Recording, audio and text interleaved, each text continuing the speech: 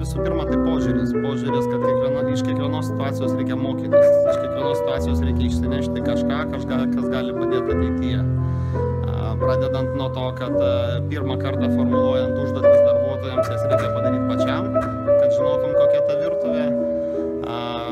Visada kreiptis į žmonės, palaikyti juos, skatinti juos klausti ir tai, kas kartais atrodo pačiam labiau negu akivaizdu, iš tikrųjų yra didysis nesusikalbėjimas tarp žmonių. Tai palikimas biuro durų atviras savo darbuotojams yra irgi vienas iš sėkmės veiksmų pasiekti sėkmę. Kas jūsų didžiausias mokytojas jūsų gyvenime? Iš tikrųjų, tų mokytojų buvę daug. Aš džiaugiuosi to, kad mano vaikystė praėjo su labai gerais mokyklos mokytojais.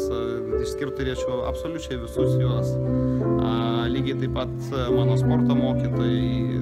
Sakykime, aš nesu tas žmogus, kuris mėgsta autoritetus ir tikrai neišgirsit iš manęs atsakymo Steve'as Jobsas ar Billas Gatesas ar dar kas nors.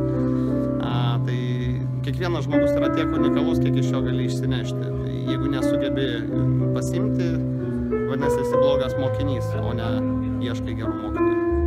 O iš vaikystės tėvai, iš tėvų pamokų, ką labiausiai prisimena? Turbūt labiausiai atsimenu tai, kad buvo toks namie susitarimas, kad negalima eiti toliau, negu mama gali matyti savo akimis per langą iš 5. aukšto. Tai reiškia, jeigu nori eiti už namo su draugais kur nors, visada turi ateiti ir pasisakyti. Visada būsi leidžiamas, bet būtinai turi pranešti. Tai žinutė ir mums kartais, jeigu mes norim ką nors padaryti, kažkas turi būti dėl to perspėti.